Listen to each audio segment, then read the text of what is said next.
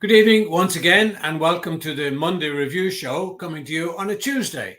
But that's because of gremlins creeping into the system and couldn't go live last night. But here we are anyway, as usual, with the Monday Review Show, and this is where Keith and I discuss all things refereeing. And there were not too many talking points in the recent Euros 2024, but we will be discussing the one or two that did come up.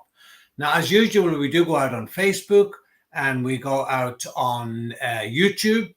And if you would like to participate, you'd like to ask any questions, or you'd like to get anything clarified as far as refereeing is concerned on the laws of the game, you're more than welcome to do so.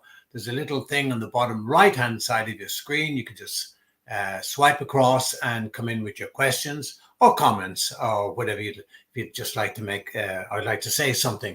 You're more than welcome to do so. I'm delighted again to be joined, as I mentioned, by Keith. And many thanks, Keith, for coming on a Tuesday night and giving us of your time and your expertise. And I really, really do appreciate it. Thank you very much indeed for that. Refereeing wise, Keith, let's talk about Monsieur. I don't know if my French is very good, but Monsieur Le Tessier for the for the final of the Euros 2024. Now, many people thought, and I thought, being a bit of can't think of the right word, but that the guy who would have got the final would have been Ossato from Italy. Not only for his experience and the fact that he could be a candidate, Italy were out of the running for it, but it was his last tournament. Sentimentality, that's the word I was looking for earlier. Bit of an old sentimentalist I am, and I thought he would have got it. Would you? Well, I saw the Frenchman in one of the early round games, and I just sat back in my chair, surprised at the quality of delivery of his performance. His movement around the field of play, anything that went into extra time, he just looked totally relaxed, very professional, did no sort of messing around, just got on with the game of officiating. And I did at the time on social media comment, this was an impressive performance. You're right. Ossato had 3 games, I think, and was excellent. He's no nonsense, just gets on with the game, doesn't seek the glory, decision-making accuracy at a high level, top-class referee. And I thought that he would be nailed on. I thought that he was the man. Of course, in that group was also Clement Turpin, who is much more experienced than the Frenchman that was appointed.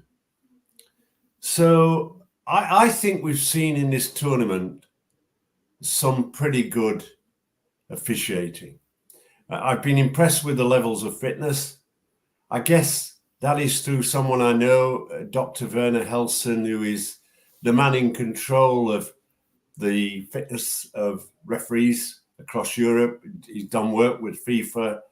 He's a professor from Leuven University. There's no doubt that the referees were fit and mobile, and even Ossato, the retiring referee, didn't look fatigued, even in added time, extra time, should I say. So the fitness aspect of it was impressive. The decision-making was good. VAR and the semi-automated system worked extremely well. We'll just talk about that a little bit later. But isn't it fantastic to see these guys slim and trim and fantastic? Nobody running around with any weight coming over their trousers or their belly showing it. Really flat stomachs, 6 packs. Looks fantastic, and the dress and the appearance and the smartness. As we've said and people have said many times, dress is half the battle. Yeah. And if you look the part, then you've only got to go and do it. And all of the referees look very, very smart. I think that Roberto Rossetti, the Italian managing director of Referees of Europe, can walk away from this tournament with his head held high. I know that there's a great deal of preparation, getting these referees prepared fitness-wise, having the meetings to ensure that there's a uniform approach. Sometimes,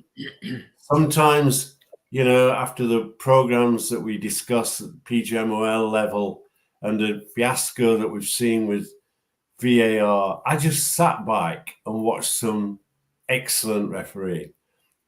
The referees who were confident, they were there on merit. They knew they were there on merit. And I think that, you know, when a referee is prepared in a tight situation to apply an advantage and it doesn't materialize and goes back and immediately cautions, that for me is solid refereeing and demonstrates a referee of confidence. The only downside was that I thought the German referee Zweier, the one who'd been previously, well, not accused, but found guilty of taking a bribe many years ago, around 2005-06. Yeah. I thought that he had an indifferent performance. I've seen him referee, and he's a good referee.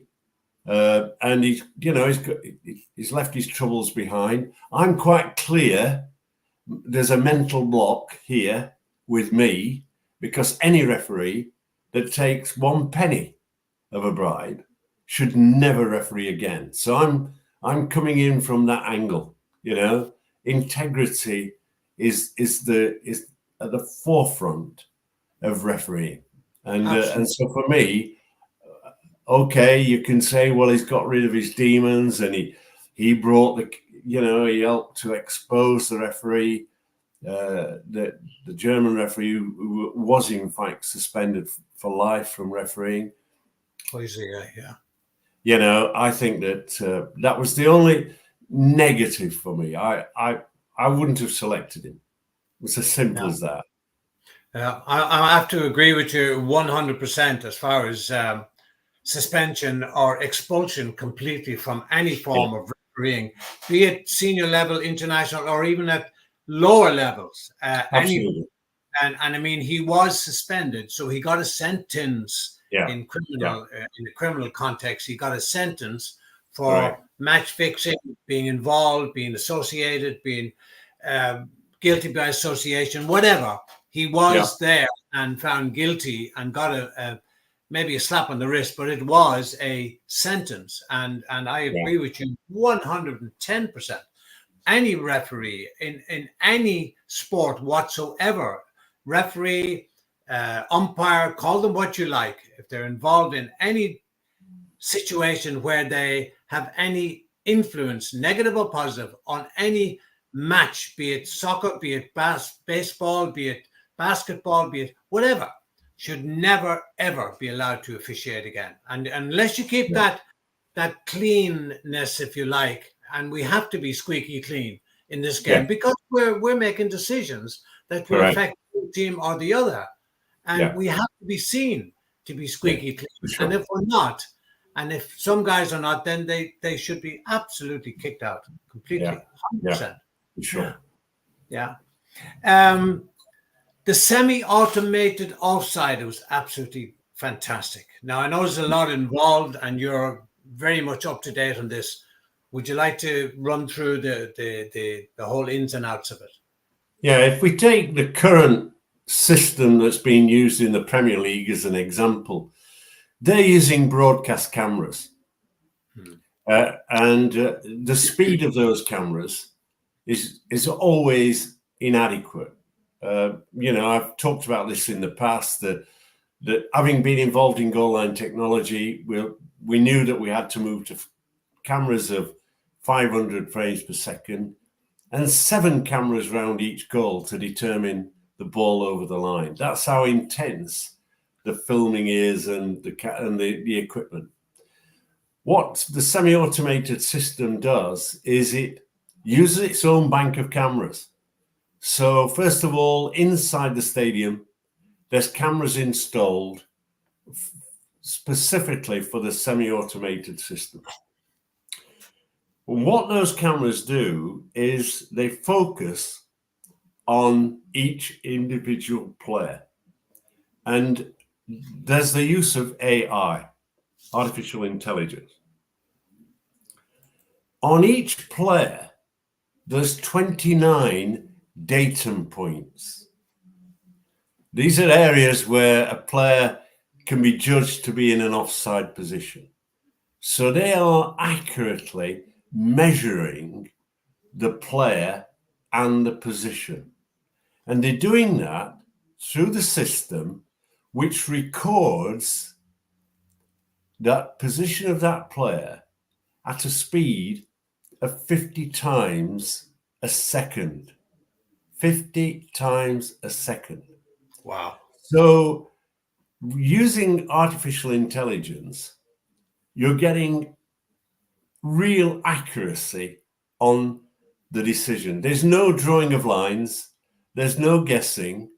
It's absolutely 100% accurate. Now, what enhances the system is that combined with the photography of where the player is positioned is the important aspect of the ball, which has a chip inside it.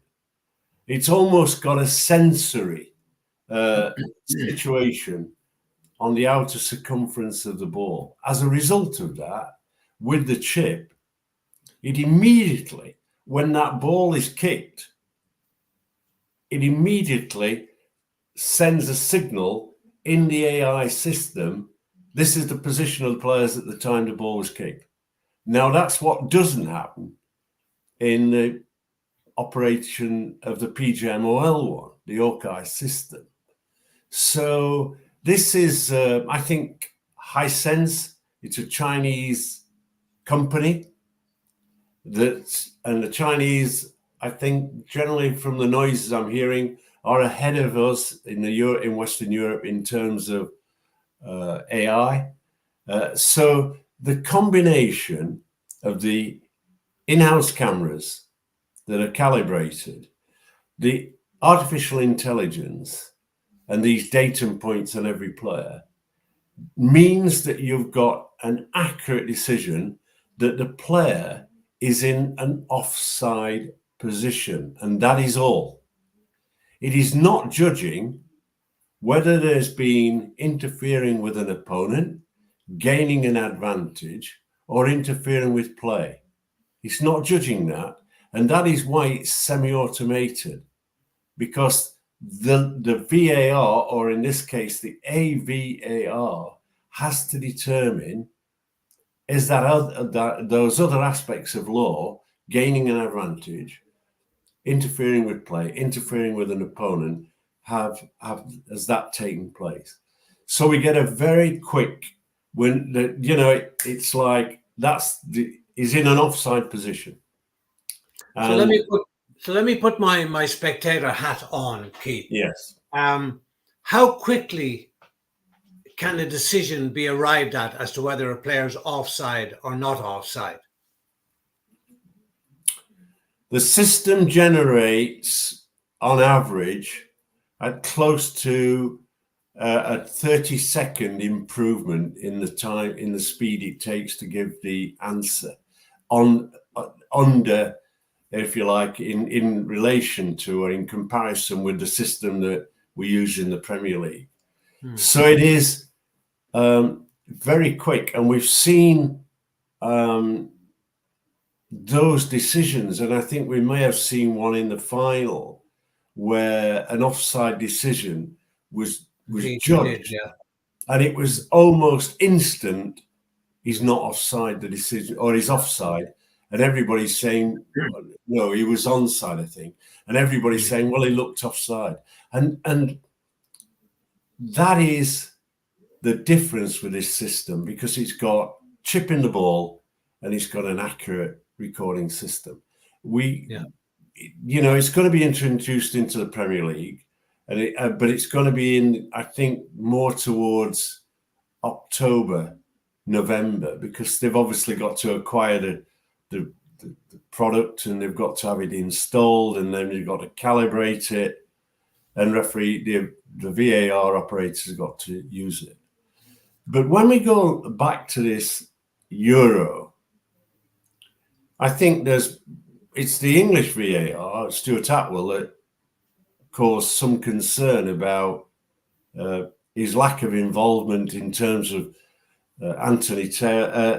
Michael Oliver, and talking about whether a player should have been dismissed for a denial of an obvious goal-scoring opportunity. A penalty kick had been awarded. Michael Oliver had issued a yellow, but it was evident that a player had not made an attempt to play the ball. The other area that caused a degree of concern, and I had a disagreement with, was interfering with an opponent. If you remember, there was a shot on goal. The player was standing in an offside position. He was probably a couple of yards away, almost on level, if not slightly behind the goalkeeper. And I talked about that was a good goal and shouldn't have been ruled out, because the law doesn't talk about the psychological impact of a player and his position and interfering with the opponent. He talks about interfering with the vision of the goalkeeper by way of the flight path and all those systems. And, I can talk with a degree of judgment because of conversations that I've had with the IFAB in the past, where I've disagreed with some of their interpretation in the early doors of interfering with an opponent. Indeed, and in that instance you spoke about there, the people were saying that the player interfered with the goalkeeper, but the goalkeeper never made any move to try and dive to his left where the player in the offside position was. Never made any attempt to try and save the ball. Now, you've seen goalkeepers coming out at the feet of players coming in. So, why didn't this goalkeeper dive? And for that reason, I do agree the goal should stand. Yes. Because as you and I rightly know, and we've made this point very clear many occasions, that it's not an offence to be in an offside position. Right. And while this guy it's not an offence for him to be there, but was he interfering with play or interfering with the player? And I don't think he was either. So the goal should stand. Yeah. The other point, if I may, just not going off that subject, but use of technology. I do think we're at a position in the game, although I think the lawmakers are not. But I think that we do need to move the timekeeping into the hands of an independent timekeeper. When I look at that final, the board went up for 4 minutes added time. That seemed low when you consider, the 14 minutes that we used to have in the Premier League in those early days. Yeah. And the board went up for 4 minutes. I thought that was a bit light. In that period of the 4 minutes of added time, there was a substitution that took a bit of time. And the whistle was blown at 94:01. So there was, again, I know these people might see these as minor or if you like, touchy subjects in terms of, you're being fussy. The answer that I have is that the game has to be played to the appropriate amount of time. And the laws of the game state quite clearly that lost time must be added on. And I think that's incumbent of referees who, we started off with those 14 minutes. We remember those in the Premier League last year. And the World Cup. It wasn't in the World Cup and the clamp down, and we finish up with 3 or 4 minutes, the usual guess. Yeah. Or 3 minutes, and away we go. And in that instance as well, Keith, the normal rule of thumb is that for substitutions, you're supposed to add on 30 seconds. Yeah. But in effect, he had only added on 1 second. Yeah. That's. I'm sure he'll be spoken to by the referee, assessor, or delegate, or whomever. Not that it would have made any difference one way or the other, but that's not the point. He's No. there as an arbitrator, and all time added on must be added on in the half to which it belongs, not all added on at the end of the game. I mean, the point here is because we have young referees on. Yeah. I would say this in terms of timing at your football matches, right? You need a couple of watchers, not one.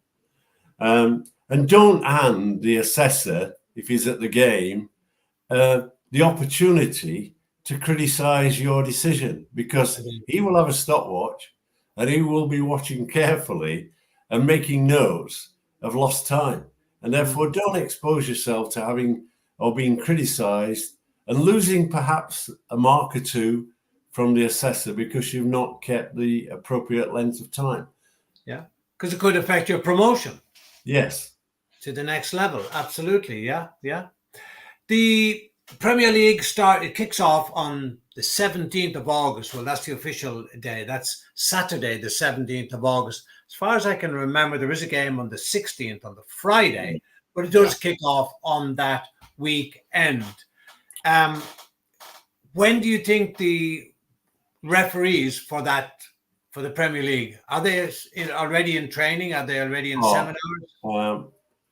There's a 9-week fitness training program in place where referees are given a very clear guideline in terms of their training sessions, the intensity at the PGMOL, all monitored through their Polar Heart monitors.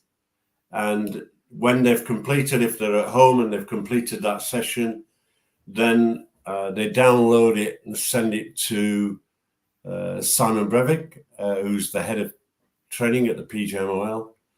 So that will have been in process now for some time, along with, of course, the fitness tests. And during that 9-week period, there is a fitness test. Only one. No, if you fail that fitness test, right, you're not allowed to referee. So that's quite clear. And I used to have a situation, and this was a bit of a squeeze. If you fail the second one, you didn't referee for several months or a couple of 3 months. So I just put a bit of a weighting to the importance of the training. Now, I noticed today on social media, Simon Breivik is the sports scientist that I employed. I brought him into the system thanks to Matt Weston, who was our top lead sports scientist. And he's done a very good job. He's probably been hindered on the way, but I'll not get into that. The reality is that I learned today that the PGMOL officials, referees, are out in Spain. And at this moment in time, the sharpening up of the training is they train 3 times a day. So they're increasing that intensity. I've got to say this. I think in the regime of Mike Riley, I was seeing lazy referees, and I was beginning to question where they ran, and the increasing distance between ball and referee was patently evident. Proximity to play and the agility gain of viewing angle is so important. In fact, it's a vital piece of the armament of a referee. That movement profile, that being able to apply a dynamic sprint over 3 or 4 meters at 7 meters per second is so important. One of the measures is penalty area to penalty area in 11 seconds. Try it. If you young referees, give it a run, see where you're at. Last season, when Howard Webb took over, I think he probably gave reintroduced the status of Simon Breivik into the process and the importance of the sports scientist. Howard was a very fit referee. I watched him train.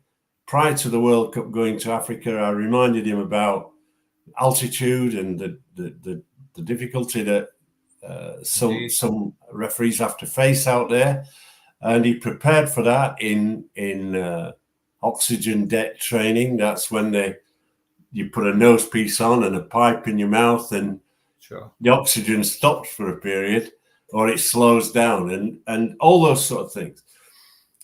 Towards the end of last season, I was beginning to see referees gaining improved fitness levels, and they may have been good, but they were applying them on the field of play. That's the point. And therefore, it's evident now that Howard has always seen that, and I agree with him 100%, that the basis of good refereeing is to be fit and mobile.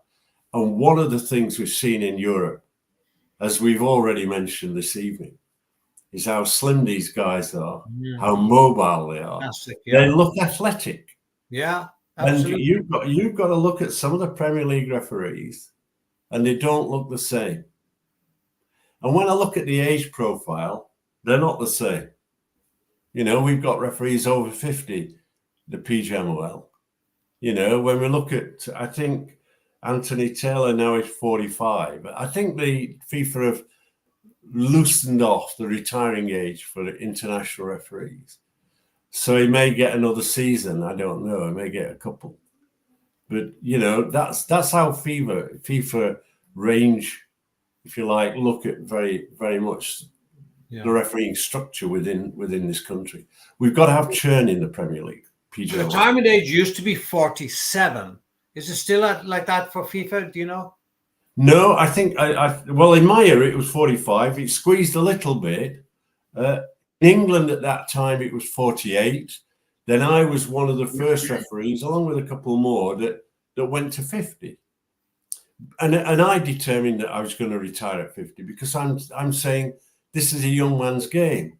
I was fit, I was mobile, but I'm saying, look, you know, it's not just the physical side. It's up here. You know, all of a sudden, advantages weren't materializing, and you suddenly go, is the speed of thought the requirement? Is that me not putting the concentration in the effort? So I did the Man United Liverpool game and said that's it before the end of the season. So when I look at what professional refereeing has done, it's made referees fitter. I guarantee that. Yeah. But I do think 55 is now stretching it too far. I think George Courtney was 52, wasn't he? Something like that. He was still. I think he was about the same age, 51. Yeah. But George, I mean, look, that's the at the Premier League level. George at Football League level. George can, I think, still referees occasionally today. It's amazing. So school teams suddenly say, "Who are you?" And you know, it's a double World Cup referee running out in the middle. But George was always, you know, I was a competitor of George. He was always a fit cookie. I mean, he took, in fairness, opened my eyes because he had his own sports scientist training him. Oh, right. Okay. You know, he was fit mobile referee. That's dedication. Keith, as always, thank you so much again for not only tonight and changing your schedule, but for the whole season. Pleasure. I hope you can come back again. Please, when we kick off again, the Premier League in England kicks off on the 17th, Saturday, the 17th of August. I think there's a game on the 16th, the Friday, but we'll be back on we'll be back on Monday, the 19th of August, right, reviewing the first weekend of the Premier League. Thank you very much for watching. Thank you very much to Keith for joining us. Pleasure. And until Monday, the 19th of August, we say good night and God bless and stay safe. Thank you.